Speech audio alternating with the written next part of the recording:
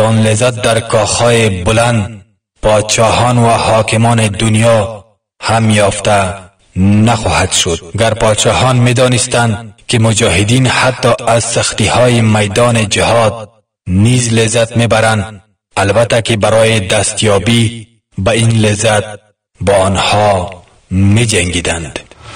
ای مجاهد سربکف، ای آن که در ره هدف از جان مالت گذشته ای، سنگر جهاد و شهادت برای ملت مؤمن و متدین افغانستان چیز نوی نیست. در ادوار تاریخ این ملت و فرزندانش تاریخ ساز بودند. تاریخ شاهد است که این قوم در همه ادوار سربلند زندگی نمودند، سر تسلیم برای هیچ زورگوی خم ننمودند و تا زنده اند رزمنده اند.